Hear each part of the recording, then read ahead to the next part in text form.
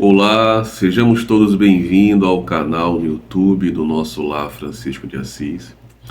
Essa casa abençoada de acolhimento aos irmãos em situação de rua. Se você quiser achar pertinente, e já conhece, simpatiza com o nosso trabalho, com os trabalhos da casa, compartilhe esse vídeo, divide, tá? Para que a gente divulgue um propósito que é vertical, bom, útil e agradável.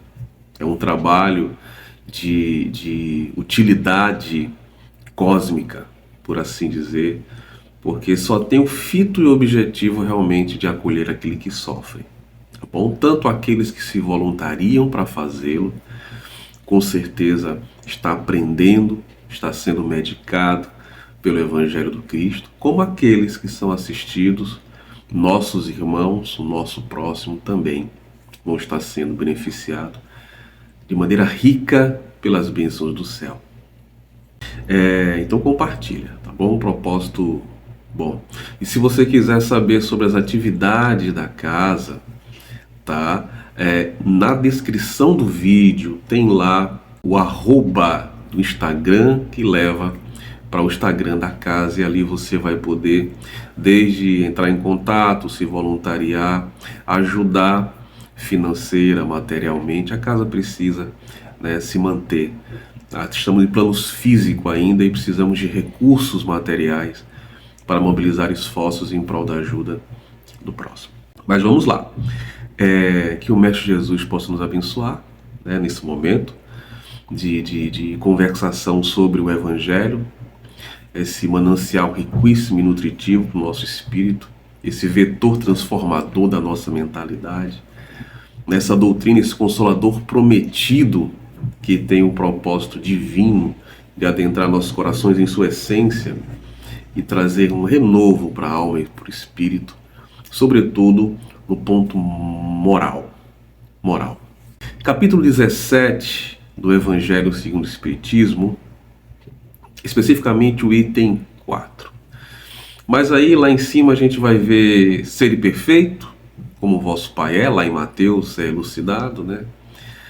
Aqueles maiores, o mandamento maior de amar o próximo. E claro, se a gente fizer só a quem nos faz, qual o mérito há nisso, né? Só fazer o bem a quem nos faz bem, que mérito há nisso, né? Depois tem o subtítulo lá que eu confesso que para mim, né, muito me causa um acanhamento, assim, estarrecedor, quando é as características do homem de bem, e aí eu percebo o quanto há ainda para caminhar, o quanto ainda existe para se adquirir como pré-requisito, né, para me tornar ali um homem de bem.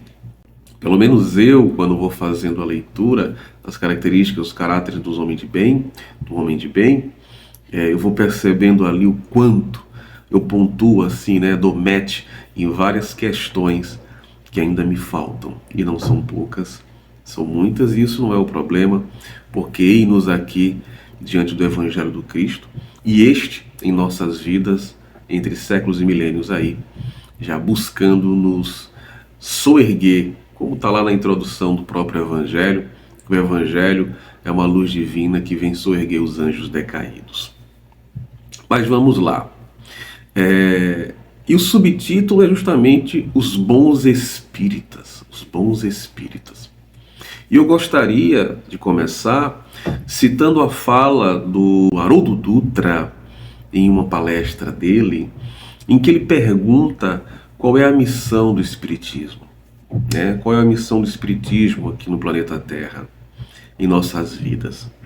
Sobretudo não é fazer prosélitos, novatos que adentrem, se encantem, se vislumbrem com as fenomenologias psíquicas, mediúnicas, né? Fazer proselitismo, angariar almas, ou simplesmente sugerir uma filosofia esvaziada de um sentido verdadeiramente vertical, que conduz a humanidade a uma realização de natureza salvífica, né, soteriológica, que a gente pode dizer, que uma vez que Jesus tivera se desprendido das esferas superiores, descido para cá, com certeza nos assalta a razão que não foi por acaso, foi com um grande propósito.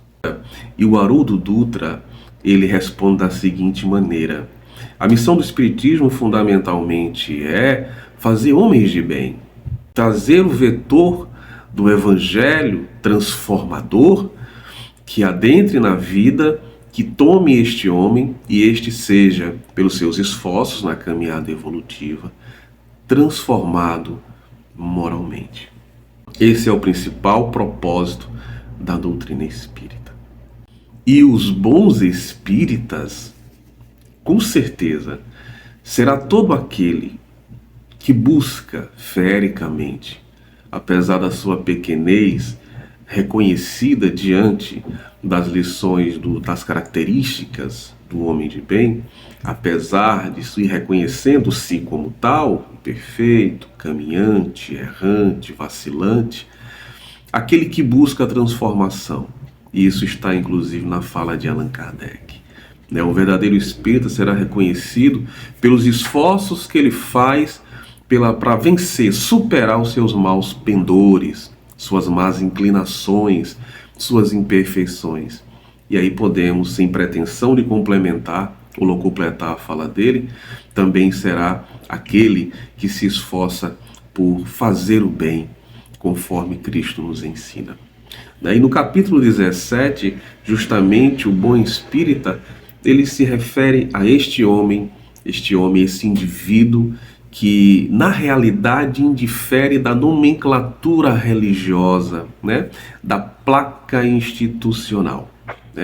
E a doutrina espírita, ela é um dos cooperadores, como sendo a terceira revelação, que nos traz um esclarecimento muito mais aprofundado das questões espirituais. Inclusive, neste mesmo item 4, a gente pode fazer a seguinte pergunta, qual é a relação entre o espiritismo e a moral cristã? Talvez alguém que está vendo esse vídeo e não é espírita, não é espiritista, não é espiritualista, pode se perguntar. Bom, a doutrina espírita de nova não tem nada.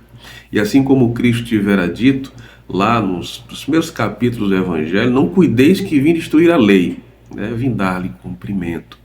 E o Espiritismo ele vem lançar uma luz ao Evangelho, do Evangelho redivivo, dos ensinamentos do Cristo. Não veio acrescentar nem tio, nem ponto algum, para que nós possamos entender as entrelinhas dos ensinamentos do Cristo de forma profunda, elucidada, sem nenhuma deturpação de natureza alguma.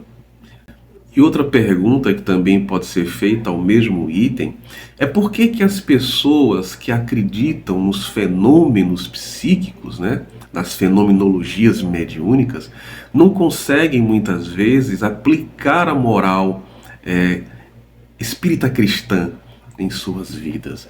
Você sabe que a doutrina espírita tem um triplo.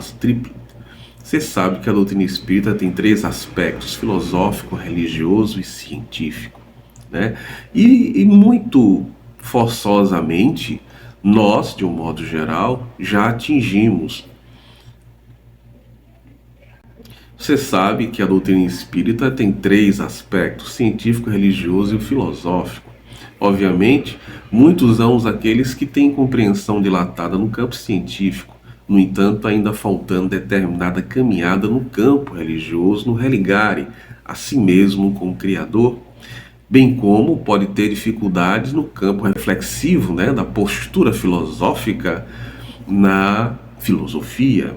Mas a sugestão, o convite da doutrina é para que atinjamos a evolução nesses 3 pontos: no religioso, naquela entronização da natureza de Deus, onde nós nos religamos com o nosso Criador. A filosofia, que nos faz ter postura reflexiva sobre as razões, principalmente isso que nos falta tanto hoje em dia, que é saber de onde vim, quem sou e para onde devo seguir, que é o nosso propósito de vida. E o científico, obviamente, uma fé raciocinada, uma fé que, embora tenha ali como uma boa definição de Hebreus 11:1, que é o firme fundamento das coisas que não se perde, a certeza das que não se vê, nos fundamenta numa fé de esperança, mas, no entanto, não aquela que nos torna inerte, nos apoiando aquela assertiva do Evangelho, que é da busca para encontrar, né? Do pedir para obter, do bater para abrir-nos a porta do saber, do conhecimento, de tudo que é necessário como pré-requisito para o nosso processo evolutivo junto aos nossos irmãos. Outra pergunta e última que também pode ser feita nesse item 4 é que se é necessário a gente ter uma inteligência, um QI elevadíssimo para entender a doutrina espírita. É uma temática ali dentro deste item. O Espírito nos esclarece o seguinte: não necessita, até porque ele faz um contraponto. Existem pessoas que têm um QI, uma inteligência, uma intelectualidade dilatadíssima, no entanto, uma grande dificuldade de pôr em prática as prerrogativas da moral cristã. Já outros incautos e até mesmo jovens, sem muita experiência de vida e muito conhecimento técnico, sem muitos conhecimentos acadêmicos e etc e tal, já tem uma grande facilidade de pôr em prática a moral cristã, espírita cristã, na seara do planeta Terra, né? Onde ele vive ali expandindo os horizontes do bem e do amor. Basicamente, esse item nos traz essa mensagem, que os bons espíritas são esses homens, somos nós que estamos na estrada, na sina da vida, em busca frenética e férica e morredora, resiliente, pela melhora, pela superação dos maus pendores, das más tendências, das paixões humanas, do que é denominado também dos nossos pecados, né? E principalmente que estamos ali tentando propagar, divulgar, fazer, efetivar a caridade, que é o amor em ação. Esse aí seria, de acordo com esse item, o bom espírita. Que Jesus nos abençoe, paz e bem.